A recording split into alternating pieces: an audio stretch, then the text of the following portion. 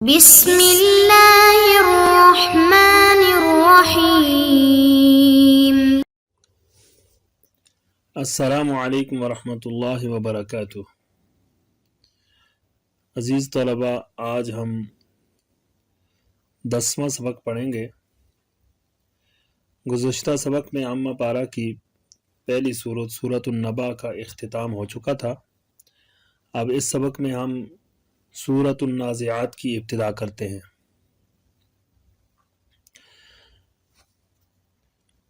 سب سے پہلے ترجمہ سن لیجئے۔ اعوذ باللہ من الشیطان الرجیم، بسم اللہ الرحمن الرحیم۔ والنازعات غرقا والناشطات نشطا والسابحات سبحا فالسابقات سبقا فالمدبرات امرا۔ والنازعات غرقا، قسم ہے ان فرشتوں کی جو سختی سے جان نکالتے ہیں۔ والناشطات نشطا، اور ان کی جو بند کھول دیتے ہیں۔ والسابحات سبحا، اور ان کی جو تیرتے ہوئے چلتے ہیں۔ فالسابقات سبقا، اور پھر تیزی کے ساتھ دوڑتے ہیں۔ فالمدبرات امرا، اور پھر ہر کام کی تدبیر کرتے ہیں۔ اس کے بعد امر ثانی سن لیجئے۔ لغات۔ واو اس میں قسمیہ ہے۔ النازعات، یہ صیغہ جمع مؤنث اسم فاعل، کھینچنے والے، اور باب ضربہ سے نزع ینزع، نزعا کا معنی ہے کھینچ کر نکالنا۔ اور اس کے بعد غرقن، غرقن یہ مصدر ہے، اور اصل کے اعتبار سے تو یہ سمع سے ہے، غرق یا غرق، اس کا معنی ہے ڈوبنا، لیکن یہاں پر غرق جو ہے نا یہ مجرد بے معنی مزید کیا، یعنی اغراق کے معنی میں ہے، ڈبو دینا۔ الناشطات، یہ باب نصارہ اور اسی طرح باب ضربہ سے آتا ہے، صیغہ جمع مؤنث اسم فاعل، بند کھولنے والے فرشتے مراد ہیں اس سے۔ نشط ینشط، نشط ینشط انشاط، اس کا معنی ہے کسی چیز کو اتنا کھینچنا کہ وہ کھل جائے۔ اس کے بعد السابحات، السابحات بھی جو ہے نا یہ صیغہ اسم فاعل جمع مؤنث کا ہے، اور باب فتح سے تیرنے والے فرشتے مراد ہے۔ سبح یسبح، تیرنا۔ سبحن، یہ بھی باب فتح سے اسی یعنی سابحات کا مادہ اور اس کا یہ اسی کا مصدر ہے، اور باب فتح سے اس کا معنی ہے تیرنا۔ السابقات، یہ بھی صیغہ جمع مؤنث اسم فاعل ہے، اور باب نصارہ اور ضربہ سے اس کا معنی ہے آگے بڑھ جانا، اور سبقاً پھر اسی کا مصدر ہے۔ المدبرات، یہ بھی صیغہ جمع مؤنث سالم اسم فاعل ہے، مدبرہ کی جمع، باب تفعیل سے اس کا معنی ہے تدبیر کرنے والے۔ امرن، امر یامر، باب نصرہ سے حکم کرنا۔ امر ثالث تفسیر۔ تفسیر میں سب سے پہلے ماقبل، اس صورت کا ماقبل سے ربط سن لیجئے کہ اس صورت کا ایک تو ماقبل سے ربط یہ ہے کہ سورۃ النبا جو اس سے پہلے ہے اس میں دلائل کے ساتھ قیامت کے ثبوت کا بیان تھا، اور اسی طرح منکرین قیامت کی سزا و جزا کا بیان تھا۔ اس صورت میں بھی یہی مضمون چل رہا ہے، اور ایک دوسرا رابطہ اس کا یہ ہے کہ اس سے پہلے والی صورت میں بھی قیامت کے احوال کا بیان تھا، اور قیامت کے احوال جو ہے نا وہ اس کی ابتدا موت سے ہوتی ہے، اور اس صورت کے شروع میں بھی شروع کی آیت سے جو ہے نا موت کا ذکر ہے، تو اس لیے اس صورت کو ماقبل والی صورت کے ساتھ مناسبت ہے۔ اور آگے پھر فَإِذَا جَاءَتِ الطَّامَّةُ الْكُبْرىٰ اور دیگر کئی حل أَتَاكَ حَدِيثُ موسیٰ میں آپ صلی اللہ علیہ وسلم کو تسلی دی ہے کہ مکذبین قیامت کی باتوں کی طرف آپ توجہ نہ دیں، اپنا کام کرتے رہیں۔ اور أَأَنْتُمْ أَشَدُّ خَلْقًا میں پھر آگے امکان قیامت کا ذکر ہے، تو گویا ان دونوں صورتوں کو آپس میں بہت زیادہ مناسبت ہے۔ وَالنَّازِعَاتِ غَرْقًا، اس آیت میں جو ہے وہ النازعات سے پہلے الملائکہ موصوف محذوف ہے، تو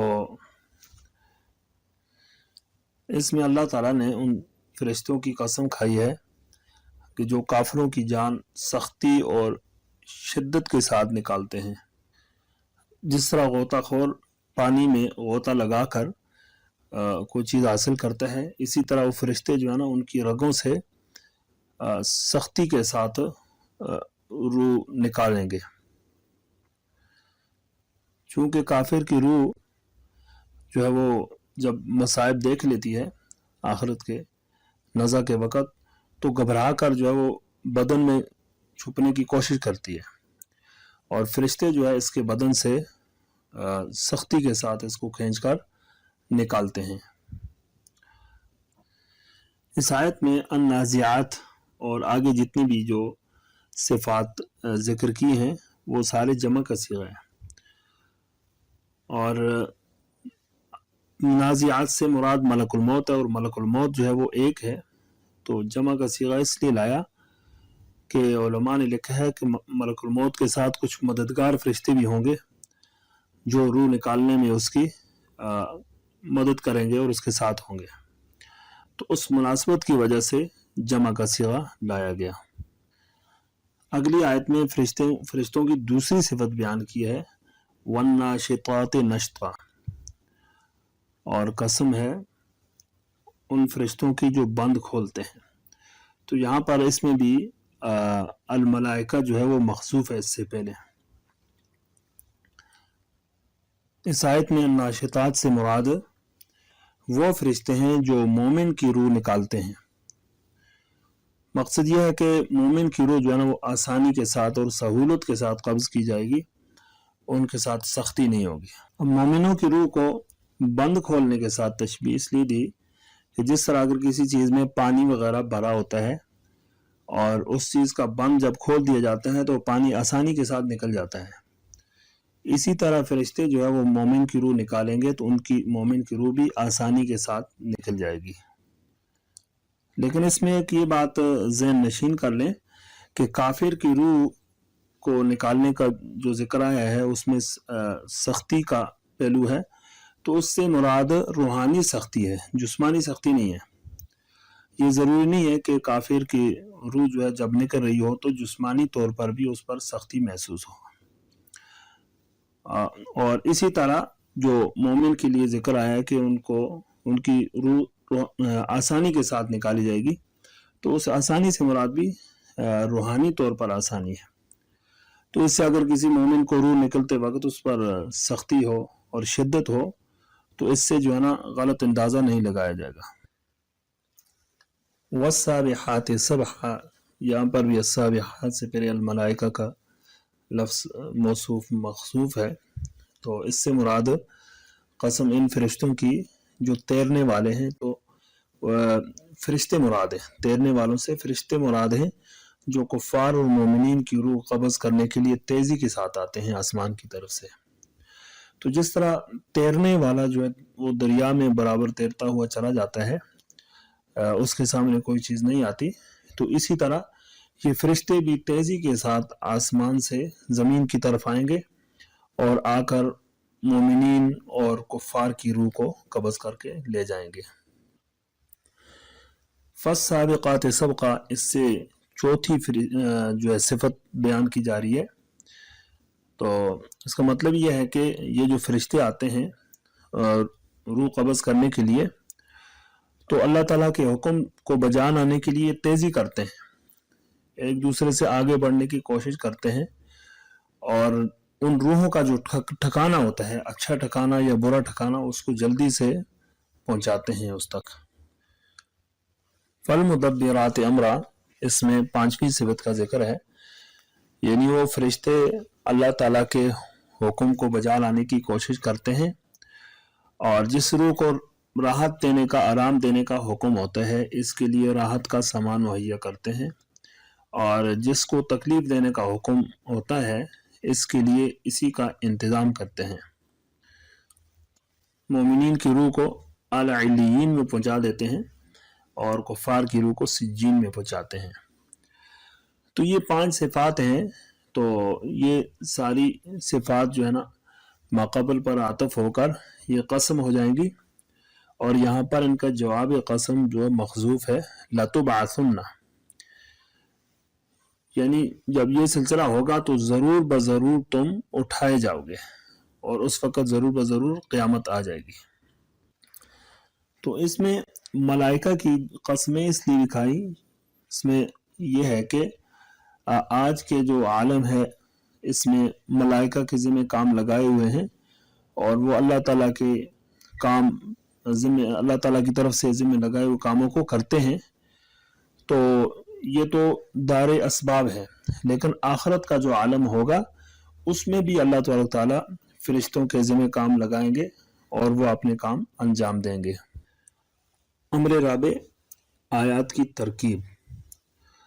والنازعات غرقا، واو یہاں پر جو ہے وہ قسمیہ جارہ، اور یہ اقسم فعل کے ساتھ متعلق ہے. اس میں انا ضمیر مستتر فاعل ہے، اور یہاں پر الملائکۃ مخذوف ہے، موصوف، اور النازعات صفت ہے اس کی.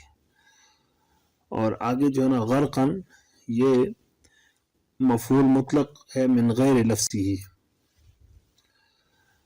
اصل اس کی تقدیری عبارت یوں بنے گی کہ اقسم بالملائکۃ التی تنزع الارواح من الاجساد فتغرق غرقا. اب یہ جو تقدیری عبارت نکالی ہے اس کی ترکیب اس طرح ہے، الملائکۃ موصوف ہے، التی اس میں موصول، تنزع فعل ہی ضمیر مستتر فاعل ہے، اور الارواح اس کا مفعول بھی ہے. من جار، الاجساد مجرور، جار اپنے مجرور سے مل کر تنزع فعل کے ساتھ متعلق، تنزع فعل اپنے فاعل مفعول بھی اور متعلق سے مل کر جملہ فعلیہ خبریہ ہو کر معطوف علیہ فا عاطفہ ہے، اور پھر آگے تغرق فعل ہے، یہ ضمیر مستتر فاعل ہے، غرقاً مفعول مطلق ہے اس کا. پھر تغرق فعل اپنے فاعل اور مفعول مطلق سے مل کر جملہ فعلیہ خبریہ ہو کر معطوف علیہ اپنے معطوف سے مل کر التی اس میں موصول کے لیے صلہ، التی اس میں موصول اپنے صلے سے مل کر پھر یہ صفت ہو گیا الملائکۃ موصوف کی. الملائکۃ موصوف پھر اپنی صفت سے مل کر یہ یا تو اقسم فعل کے لیے مفعول بھی ہو جائے گا، اگر بالملائکہ کریں تو یہ مجرور، جار کے لیے مجرور، اور پھر یہ اقسم فعل کے ساتھ متعلق ہو جائے گا، اور اقسم فعل اپنے فاعل متعلق یا مفعول بھی سے مل کر یہ جملہ فعلیہ انشائیہ ہوا معطوف علیہ. اور آگے جتنے بھی ہیں والناشطات نشطا والسابحات سبحا فالسابقات سبقا، یہ فالمدبرات امرا، اس پر سارے عاطف ہوں گے. باقیوں کی جو ترکیب ہے وہ بھی اسی طرح، یا تو مختصر ترکیب بھی ہو سکتی ہے کہ الناشطات صیغہ صفت ہے اور نشطاً اسی کا مفعول مطلق بنا دیں اور اس کو ماقبل پر عاطف کر دیں، اور دوسرا یہ کہ جو تقدیری عبارت پہلے نکالی ہے یہاں پر بھی نکال لی جا سکتی ہے. اور والسابحات سبحا، اس میں بھی سبحان مفعول مطلق ہے، فالسابقات سبقا اس میں بھی سبقاً سابقات کے لیے مفعول مطلق ہے. اور فالمدبرات امرا، امرن جو ہے نا یہ المدبرات صیغہ صفت کے لیے مفعول بھی ہے. تو اس طریقے سے ان آیات کی ترکیب ہوگی. اس کے ساتھ ہی آج کا سبق ختم ہوا جاتا ہے. امید ہے کہ آپ کو سمجھ آ چکی ہوگی. اجازت چاہتا ہوں. السلام علیکم ورحمۃ اللہ وبرکاتہ.